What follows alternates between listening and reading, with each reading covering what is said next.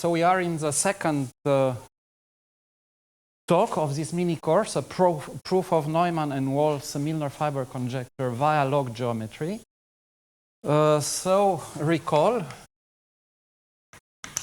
what was the main point of the first talk was the introduction of splice diagrams. Yesterday I showed first the star-shaped splice diagrams,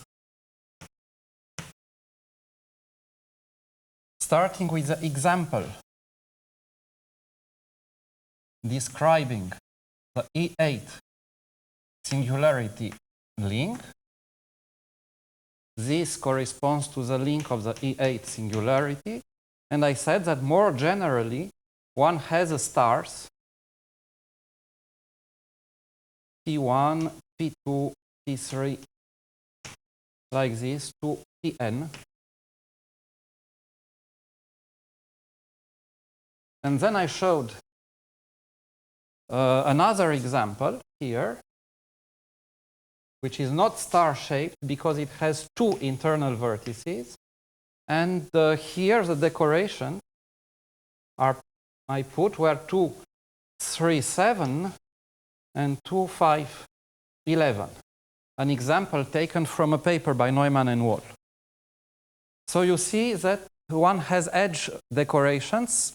This is not completely true. One has half edge decorations. It means that an internal edge is decorated at its two extremities.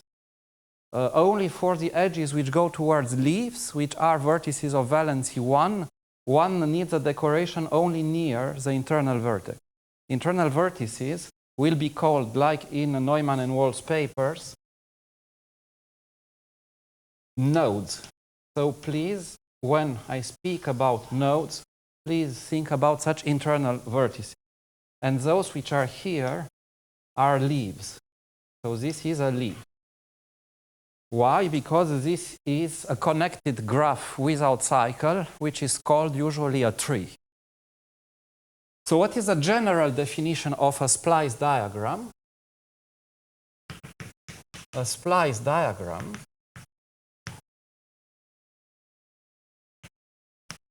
is a connected, so it is a finite tree, which means a connected finite graph without cycle,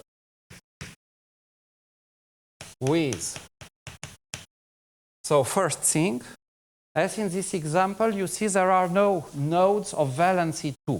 So we impose this without valency 2 nodes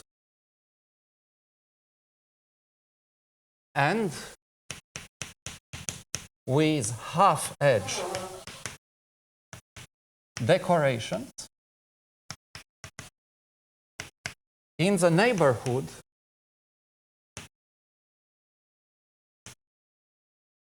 of each node, but not of the leaves, like in this example. Moreover, the splice diagrams which will interest us in this series of lectures satisfy a condition which I told yesterday, that near every node the weights are coprime. So, moreover, but keep in mind that one uses also more general splice diagrams without this condition. Moreover, we impose here the decorations to be pairwise coprime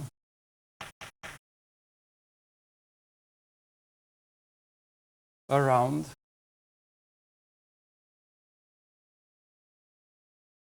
each node. And sorry, here I forgot something to say, that those decorations are positive integer.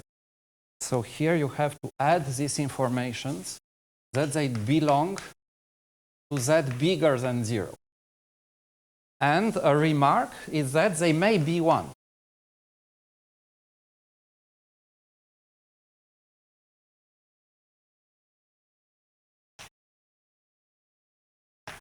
you will understand in a moment why it is important, this, when I will teach you how to think about this. So let me speak a little more about the E8 example.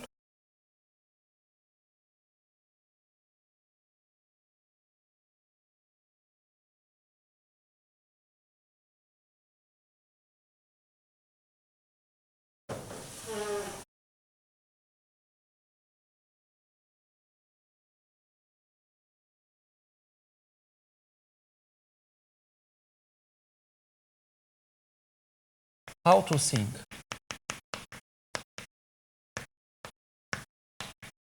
About 2, 3, 5. And let me say, this you can see that it is a subtree of this, say.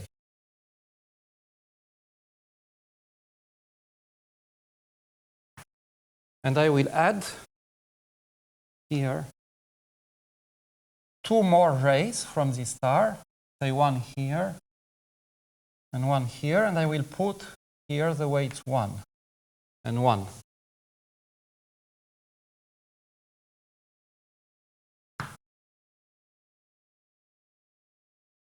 So remember that this is a boundary of E8. And I explained to you yesterday why this, which was therefore the boundary of the zero locus of this quasi-homogeneous polynomial,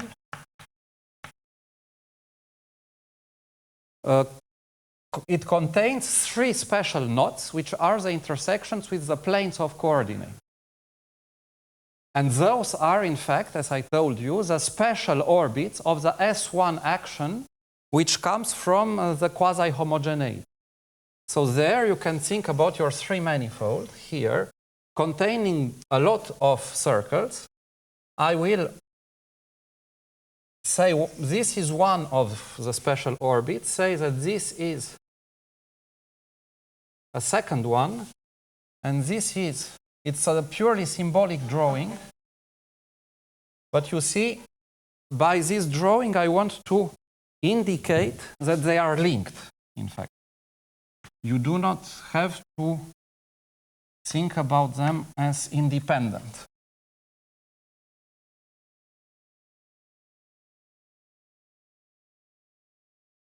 And you have here the projection to S2. This is a quotient mapped by the S1 acting on these 3 manifold. And there you have these 3 special fibers, which are here. Okay? So now, these points here represent these knots.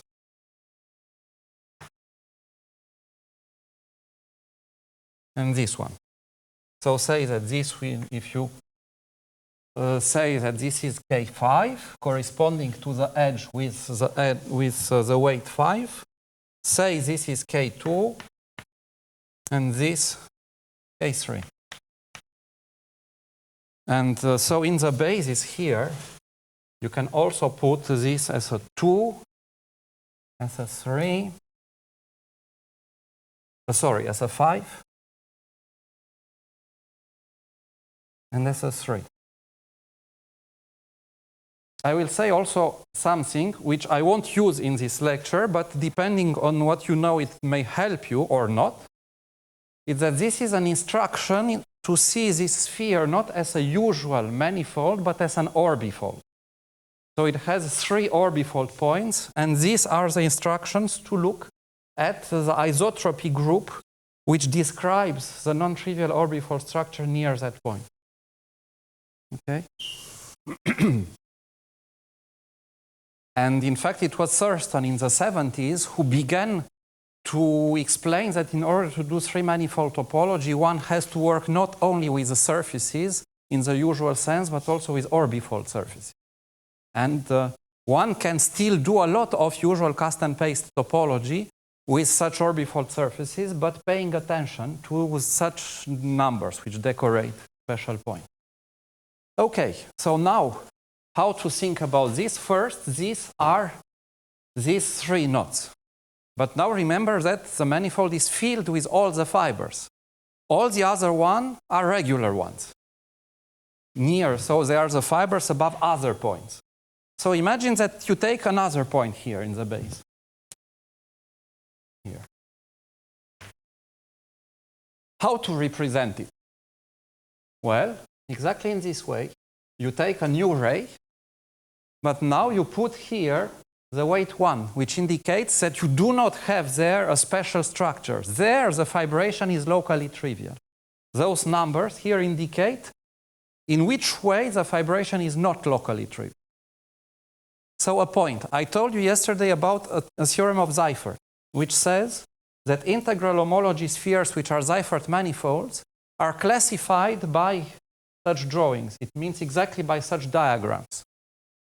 Which means that only those numbers specify the full Seifert fibration. But I told you that in general, when you have a special fiber, the nearby fibers go round in a way which needs a rational number for encoding, not a single integer. The fact is that those integers, which appear formally as denominators of those rational numbers, determinate the numerator if you impose your manifold to be an integral homology sphere. If you choose other rationals with those denominators, what you will build is a rational homology sphere which is not an integral homology one. To get an integral homology sphere is a very strong constraint which makes this phenomenon happen. So now, it means that here in this drawing I said, well, I am also interested in two regular fibers. So here in this drawing, for instance, I took another point here. So if I take 5 fibers containing the 3 special ones, the splice diagram corresponding to it is this one. Now remember, so it means that each such vertex represents a knot. You are in an integral homology sphere, which means that two disjoint knots have a linking number. Because if you think about the definition of linking numbers of disjoint knots, the only thing which matters for the definition is that each knot be the boundary of a surface contained in your manifold. But this means precisely that the knot vanishes in homology. And imposing this to each knot means to impose that the first homology group is 0.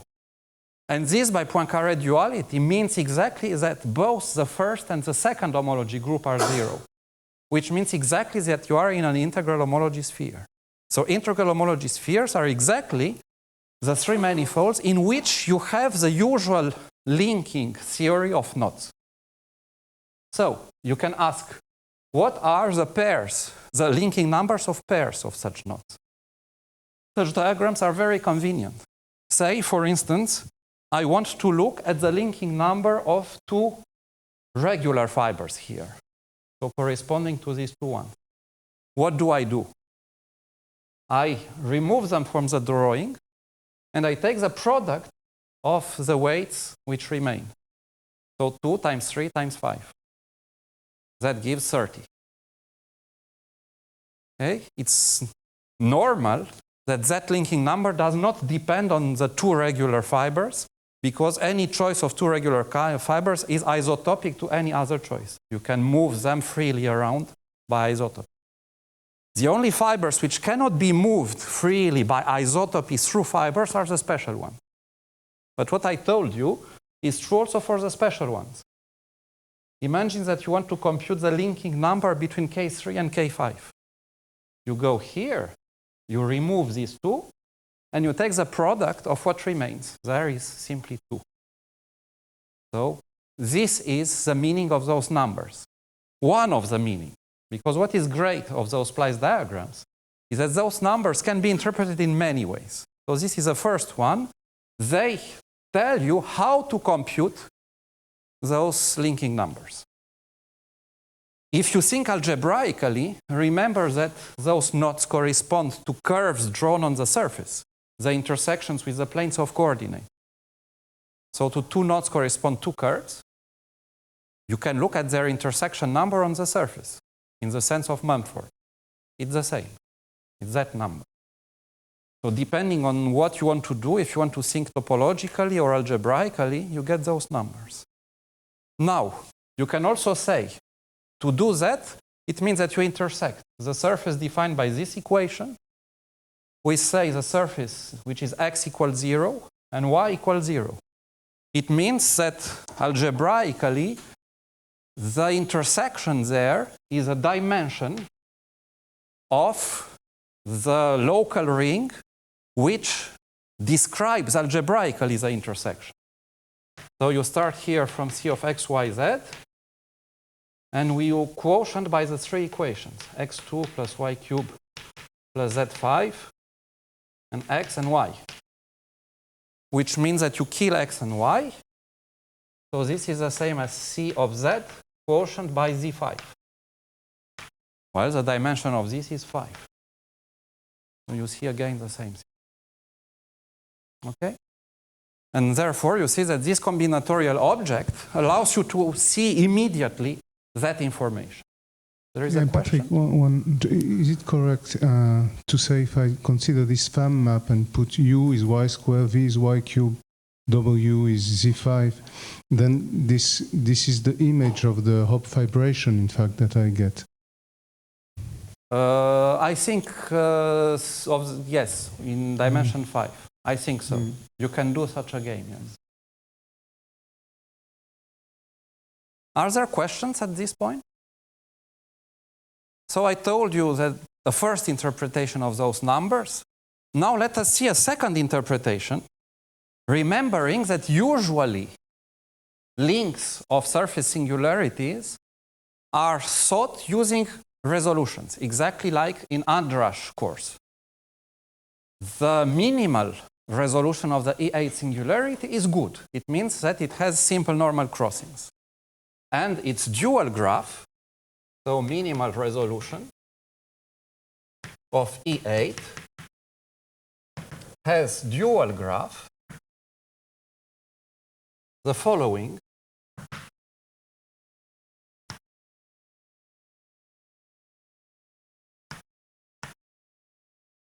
So it's a T-shaped graph, and you have to count here the number of vertices. 1, 2, 3, 4, 5, 6, 7, 8. You have to find this 8 here. Question?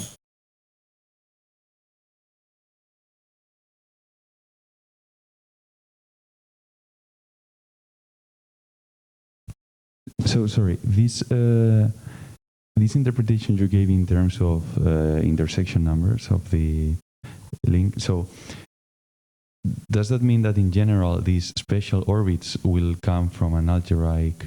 So in this case, the special orbits were the cut with the XYZ planes, but so in general these special orbits will also come via algebraic So I will equations. arrive at this. What I want to show now, I showed you there's a general definition of a splice diagram.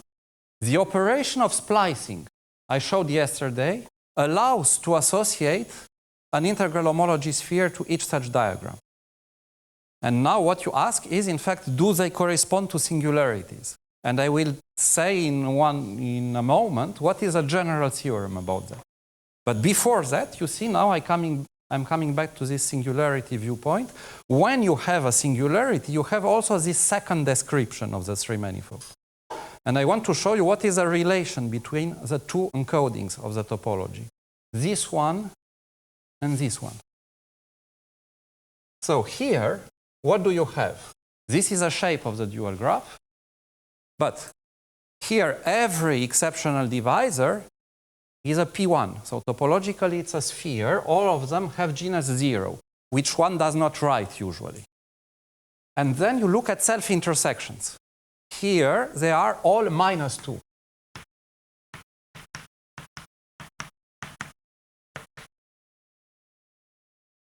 Okay? And the fact is that this object is equivalent to this one. It means that there are algorithms from passing from one to the other. And I will simply show you one direction. The second one is more complicated algorithmically. This direction is simpler. What you do here is that you keep the same topology, but removing all valency 2 nodes. So it means that here you draw this. And now, so I say that here this segment corresponds to this one, the right one to the right one, and the down one to the down one. And I want to put decorations here. So what I do, I look in this direction, and now I look at this subgraph. I look at the intersection form, and I take the determinant. And in fact, in order not to have problems with signs, I will take the opposite of the intersection form. It means that I will turn all these in +2s, and this intersection number, which is +1, will turn into -1. So the determinant here will be 2 and -1, -1. And when you compute this, you see it's 2 times 2 minus -1 times -1. So this is 3. Therefore, you put 3 here. Here, the determinant of this, when I take the opposite, it's simply the determinant of 2, which is 2. So you put 2. And I leave this as a homework, that it becomes a habit here, to compute the determinant of this object, and this will give you 5. And in fact, you can do this recursively. You see that here, the 3 is the number of vertices +1. So here, 5 will be the number of vertices +1. And you see that you get that splice diagram. There is another way from here to go there. The simple thing which I tell you is that in general, the computations to be done here are described in C, the 1985 book by Eisenbach and Neumann.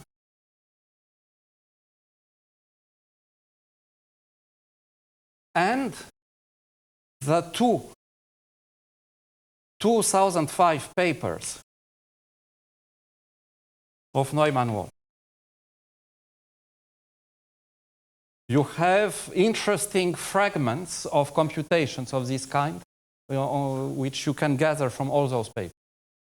And what's behind that is that you can develop a generalization of the notion of continued fractions with minus signs. So generalizations of things like this. 2 minus 1 over 3, minus 1 over 7, minus things like this. And it are such expressions which govern the way to transform one into the other. But the fact is that they are equivalent information. So now let us see, you see that topologically this is much simpler. It has less vertices, but the topology is the same. And also there are less numbers, but the numbers are bigger. Of course, you need bigger numbers if you compactify information. So what's this topology? Let's think first here. This is a classical way introduced by Mumford at the beginning of the 60s to understand the topology of the link of a surface singularity. It means that one has a configuration of curves like this.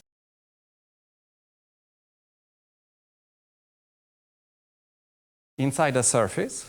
Each one is a P1 with self-intersection -2.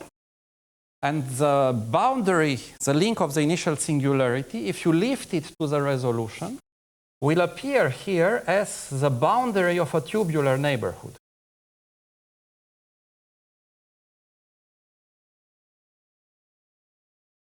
Etc. So you see that in this way, the boundary, you can take boundaries which shrink towards the exceptional divisor. And this shows that the link gets decomposed into pieces according to the exceptional divisor on which it shrinks. But you need to separate the pieces precisely in the neighborhood of points of intersection. So here, in fact, you need something like this, which separates between the part which shrinks to this component and the part which shrinks to this other component. And if you look on the complex numbers, what you get here, On the real picture, there are 4 points. These 4 points is a Cartesian product of 2 pairs of points. As I told yesterday, 2 pairs of points here means 2 zero-dimensional circles. Over the complex numbers, zero-dimensional circles become 1-dimensional circles, and their product is a 2-dimensional torus. It means that your 3-manifold contains as many 2-dimensional tori as you have intersection points here, which means as you have edges in the dual graph. So here this dual graph is to be thought from the viewpoint of the 3-manifold as the fact that you decompose it into pieces only by putting inside disjoint tori, 1 for each edge. And now, in the complement of those tori, you have a piece which degenerates to 1 irreducible component, and I told you yesterday that that is a circle bundle, which means that this 3-manifold fibers over the circle after cutting it using tori, which are disjoint 2 by 2. But what happens if you go along such a segment here, which singularity theory people call bamboo, I think it's a name introduced by Ledung Trang, is that if you take 2 such tori, they are parallel inside the 3-manifold. It means that they co-bound a product with a segment. So topologically, you add nothing new. You know one, it means that you know all the other ones. So this is a process which corresponds to removing them all. In fact, you need only one information that you go in that direction. And the same here, and the same here. So in fact, here, if you look at the edges here, each one gives you a torus. These are exactly the isotopy classes of tori appearing in this family. You keep only one in each isotopy class. Okay? Yes?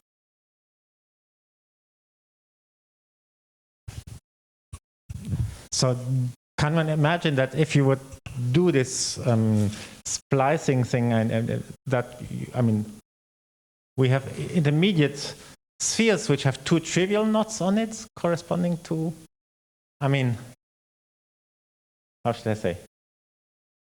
So in this construction which you described yesterday, where you glued 2, say 3 spheres along some knots. So if let's say I have 2 spheres which I want to glue together along some knots, then I could take another sphere in between. In that sphere, I take 2 trivial loops, and I glue that trivial loop to one of knots and the other one to the other knot. Does this more or less correspond to this longer string which you kind of remove? More or less, but in fact that operation which I showed you yesterday is mainly important in order to build more complicated trees which are not star-shaped.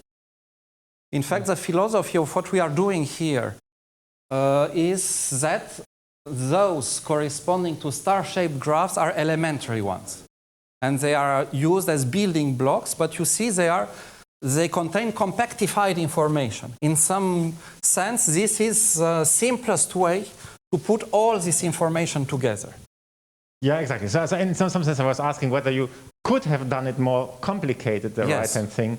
And you can also, now if you begin to think, as I explained you can think about a lot of yoga in this sense. Where to cut, what to put, there is much to understand. And this is, in fact, I think, a good place to understand that cut and paste topology is a lot of combinatorics.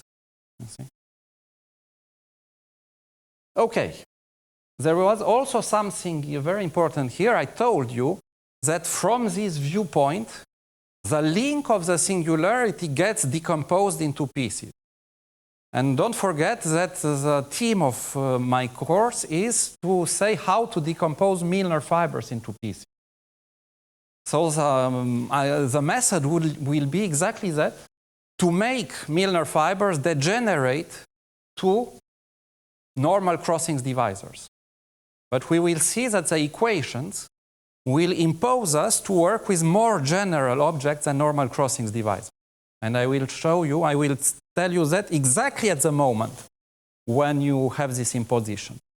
not as a rule, as an axiom, but to see exactly the precise moment when you have to work with more general objects than normal process.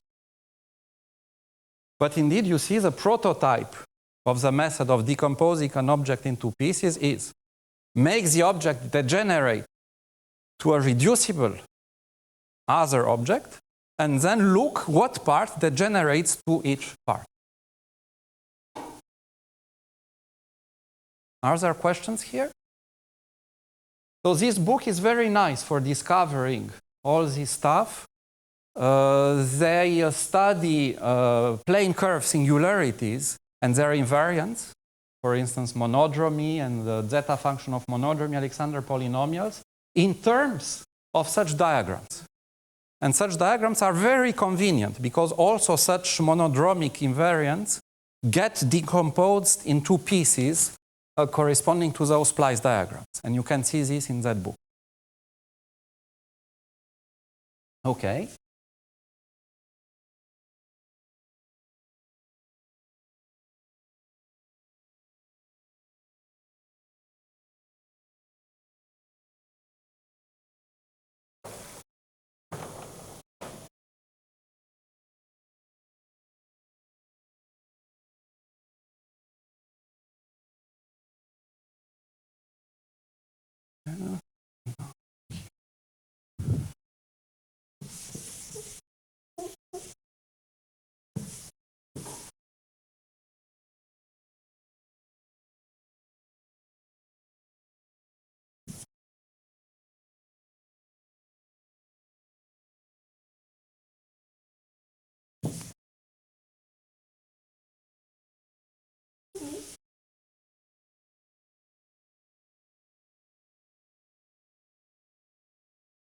So, yesterday you saw that this 2-3-5 splice diagram appears as link of a surface singularity.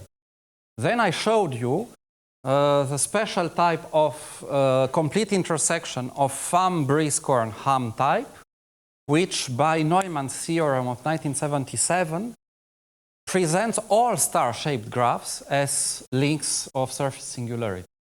Then one can ask, among all splice diagrams, which ones appear as links of normal surface singularity. This was completely answered by Eisenbad and Neumann in their book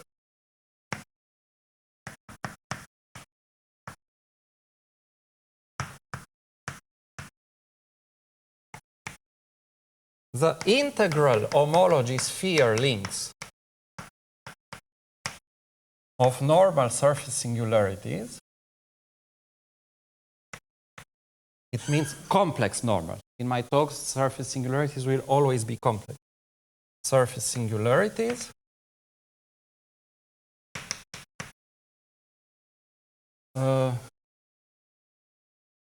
are describable by the splice diagrams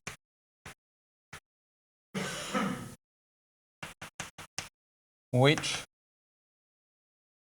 satisfy for any internal edge, meaning an edge between two nodes, the following inequality. Here you may have various rays, also here, and I will denote here the weights by A and B, here by C1 to CP, here by D1 to DQ. And what one has to have here is that A times B is bigger than C1 CP, the product, times D1 DQ.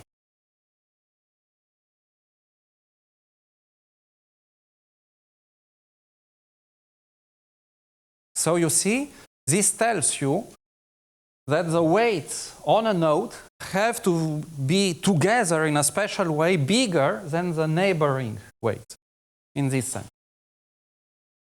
Yes?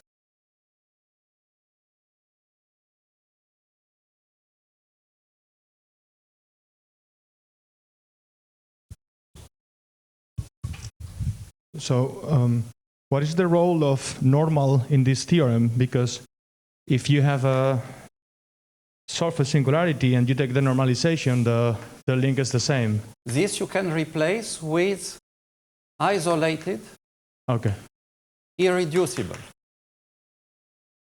I don't say simply isolated. In general, when you say isolated singularity, people imagine an irreducible one. No, an isolated surface singularity may have many components which meet only at that point. So what I wanted to say is I look only at a compact link. Normal has no other importance, but in this way it's implied, this fact. But with, for people who are not accustomed with this yoga, it's important to think topologically in this way. So be careful here, are describable. Why? Because they can also be described by other splice diagrams which do not satisfy this condition.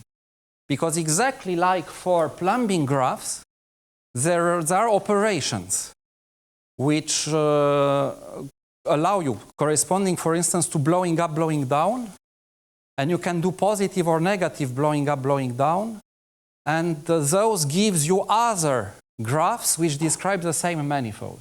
In the same way, there are operations on splice diagrams which give you other splice diagrams describing the same manifold. And you can do, with such operations, arrive at something which does not satisfy this. The theorem tells that you always find one which satisfies this. And conversely, all the splice diagrams which satisfy this appear in this way. So in order to understand why you have inequalities here, this corresponds exactly under the correspondence I showed before to the fact that the intersection form of the dual graph of the exceptional divisor is negative definite. And negative definite will mean there precisely that in particular that all the determinants you extract from it of the opposite are positive. It means that the opposite is positive definite. And there you have a lot of positivity conditions which here correspond to this inequality. Okay?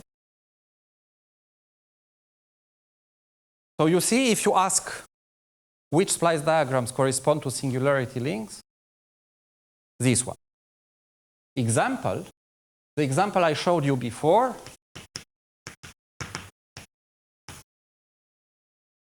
seven, 11, 2, 3, 2, 5, satisfies this condition. First, we check here. We have pairwise coprime weights near both nodes. And now here 7 times 11, 77, is bigger than 2 times 3 times 2 times 5, which is 60. Okay. If we had put here, for instance, 7, we would have 49, which would be less. So that would not satisfy this relation. A question which is completely open, or not completely, but it is open, is which such splice diagrams correspond to isolated complete intersection.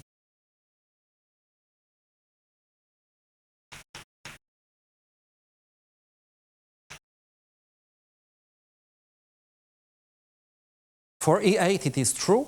For star-shaped ones it is true that they appear like this. The system I showed you yesterday describes them as complete intersection. But in general it's not known which ones can be obtained as complete intersection. The breakthrough of Neumann-Wahl around 2000 was to see that under a supplementary condition here, one gets them as links of complete intersection. So around 2000, Neumann-Wahl understood that under a supplementary condition which they call the semigroup condition,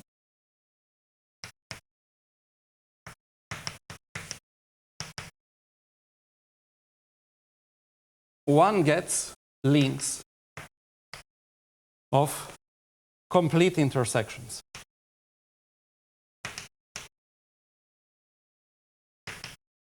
And I will show you the receipt. I gave a receipt to draw a system of equations from the splice diagram. And I will show you this in this example. But first, before going there, what's the advantage? Advantage when you have a complete intersection, remember that we are here in a week dedicated to Milnor fibers. Well, is that we have Milnor fibers. Each time we have a complete intersection,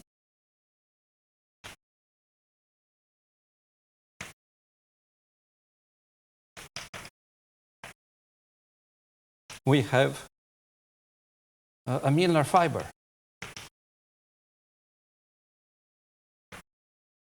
Which will be well defined up to diffeomorphism. So we can ask about its structure.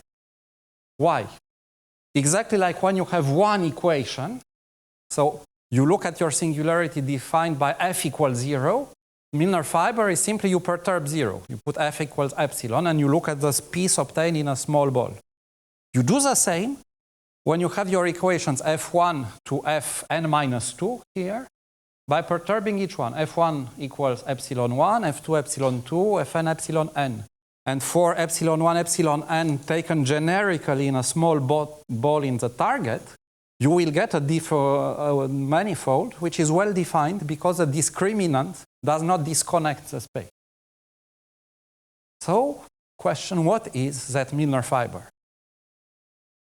And because their construction was completely explicit from this object, the hope is to be able to construct also the Milnor fiber from this. And that's because this object is constructed by splicing, they ask themselves, can we define a splicing procedure for simpler Milnor fibers, which allows to build the total Milnor fiber? And the precise conjecture comes from that. Okay. Question? Oh, sorry.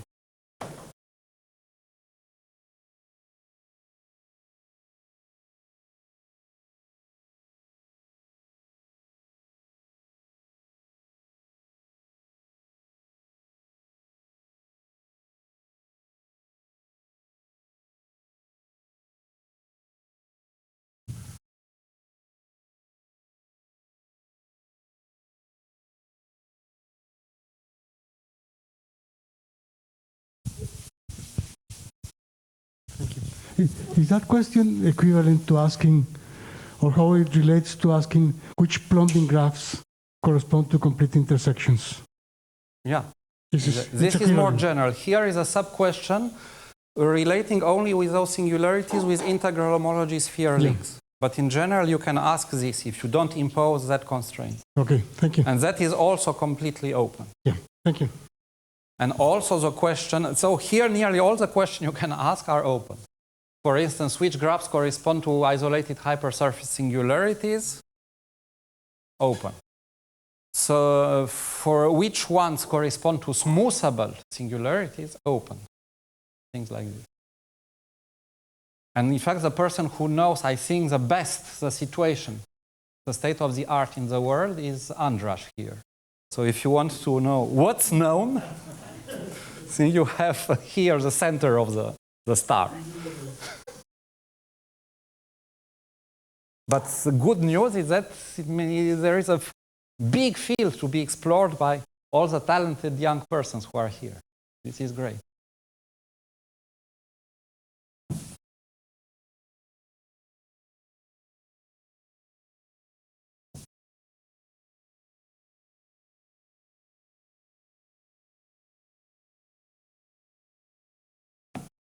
So let me show you now how to write a system.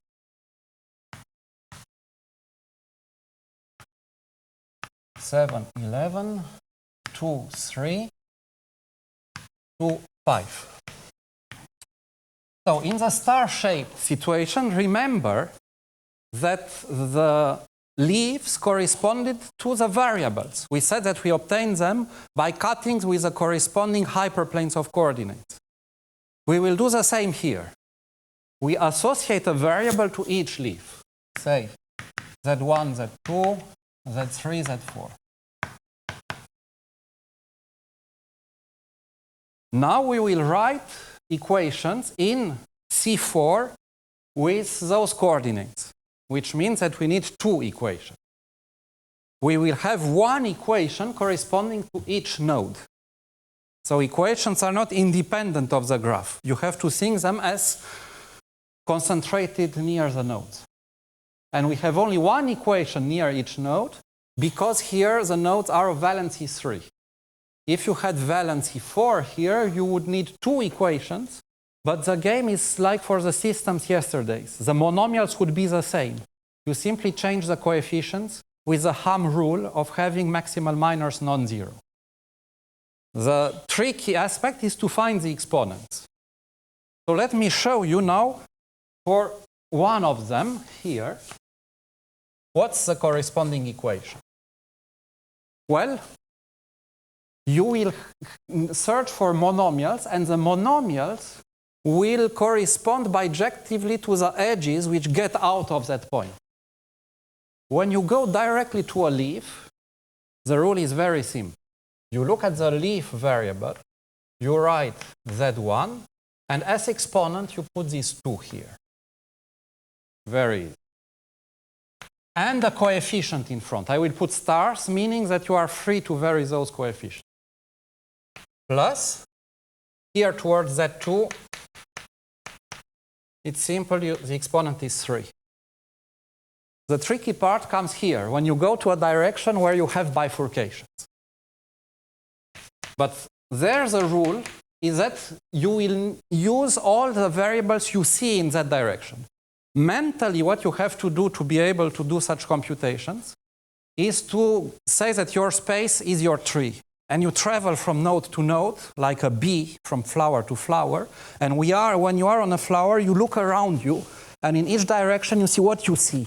And you look far, as like at the distant stars, and you see them, they correspond to variables, exactly like we name stars. And now you make monomials with those variables.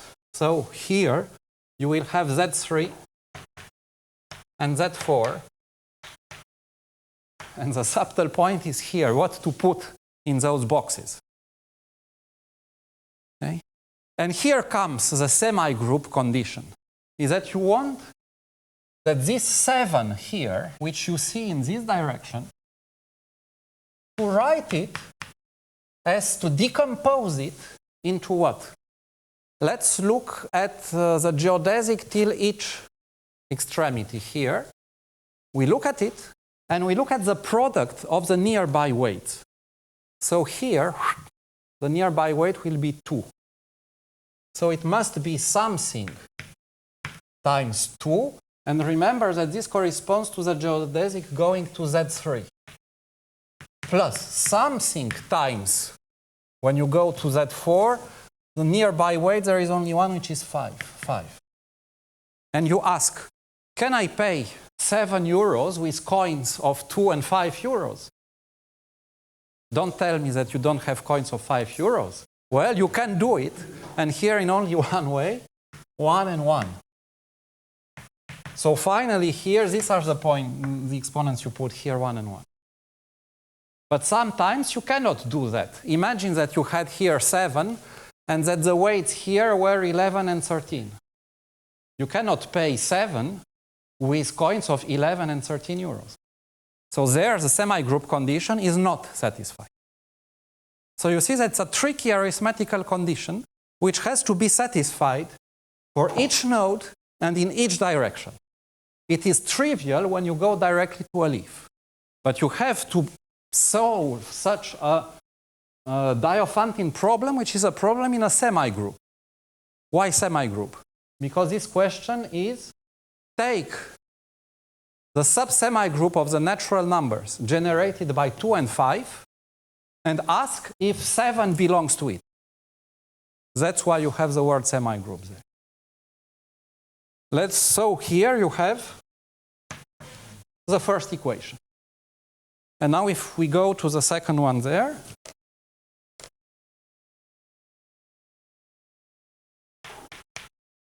well, now in this situation, I will have two easy monomials in the directions of the leaves here. So here we will have and a tricky one in the direction of Z1, Z2. So here we will have then Z1 to some power, Z2 to some power, plus something times Z3 to the power 5, plus something times Z4 to the power 2. Okay, equal 0. What are the exponents here? We do the same. We look in this direction. We see 11. Now we look at the two geodesics going to the leaves. To Z1, nearby weight is only 3. So you ask something times 3, which corresponds to the variable Z1, plus something times 2, which corresponds to the variable Z2. How to pay 11 with coins of 2 and 3? You will see that you have two possibilities here. So you will have two ways to write the equation. The theorem is that, in fact, in a precise sense, when you put variable coefficients, and also one needs here higher order terms, and also here plus higher order terms, you will get the same classes of singularity. And this is also a theorem of Neumann-Wahl. So let me complete here the system. A choice would be, I can take 3 times 3, 9, plus 1 times 2 gives me 11. So this 3, I have to put it as exponent of Z1, and this one as exponent of Z2. And this is a splice type system corresponding to this graph, to this splice diagram. It is precisely a splice type system in this situation if you impose that all those coefficients be non-zero. You have to impose nothing on the higher order terms here. They can be present or not. But what means higher order? Now comes a new interpretation of those numbers. I showed you that they may be interpreted topologically as some determinants of intersection forms. They are used to compute linking numbers. They appear also as exponents. Now they are also used to give weights to the variable. So in fact, if you are here and you look at the variables from here, they acquire weights. And what are those weights? What is the weight of Z1? Well, I go there and I make the product of all nearby weights along that geodesic, 3 times 7. I go there, the weight of Z2 will be 2 times 7. I go there, it will be 2 times 3 times 2. I go there, it will be 2 times 3 times 5. So I get a way to get weight. Here, one has to add higher order terms with respect to those weights. And in the second equation, higher order terms with respect to the weights coming from that node. So you see there that you have, in fact, already two ways to put weights. I could not speak today about log geometry. Sorry, I will start next time.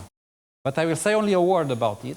I want to conclude today with 2 sentences. One explaining why we have tropical geometry, and second, why we have log geometry in our project. First, when we started our project here in Lumini, we met without knowing what we were to do. We said we will meet, and when we will discuss about problems, and we will see with what problem we get in love. And we discussed, and what we want to do is to apply tropical geometry. In fact, with Dmitry Stepanov, we had just published a paper called Local Tropicalization, which adapts tropical geometry, global tropical geometry, to the study of singularities. And we wanted to begin to apply it as a tool. And this problem was one of the problems we discussed. Why? Because the initial datum was a concrete system of equations. And in the way things are formulated, appear different ways to put weights to variables. So all of us, the three of us coming from more or less tropical context, knew that such ways to put weights have to be seen as weight vectors in a weight space, and in the weight space you have fans allowing to construct toric maps, and such fans appear usually as tropicalizations or local tropicalization. So from the beginning we said all of this has to do with local tropicalization of this singularity. This was our initial idea. Tropical geometry should be useful. The big difficulty was, but then how to attack the conjecture? The conjecture which says that the Milnor fiber of this big one should be obtained by cut and paste operations from the Milnor fibers of these two things. It was not at all clear. The initial idea was to try to take one Milnor fiber corresponding to this singularity, try to deform this singularity such that we acquire a fiber where we have two singularities, which are these two ones, and this Milnor fiber to make it degenerate on this and get a piece which is a Milnor fiber from here, a piece which is a Milnor fiber from here, and the complement which would be the complementary piece described by Neumann and Wahl. We could not do that. And nearly the 2 weeks passed trying to get a completely different idea. And the last day of our stay here, 1 hour before saying we stop, we are too tired, came a flash. And we understood that we can have a completely different strategy by not relating them in this way, by constructing special deformations of each singularity, resolutions, making them degenerate, and cutting Milnor fibers into pieces by looking how they degenerate to normal crossing divisor. And there, when you do that, you begin to deal with problems of tubular neighborhoods. And we tried to write things with tubular neighborhoods, and it was absolutely awful because of their non-uniqueness, non-canonicity. And the great advantage of log geometry is that you, in some sense, can build the boundary of tubular neighborhoods canonical, without any choice. And in a way which also allows to compute things in the language of log geometry. And that is what I want to explain. And those modifications are built using tropical geometry. So we were right to know that, to believe that tropical geometry is useful. And at the beginning we had no idea we needed to invert in log geometry. And I will try to explain you this next time. Thank you very much for your attention.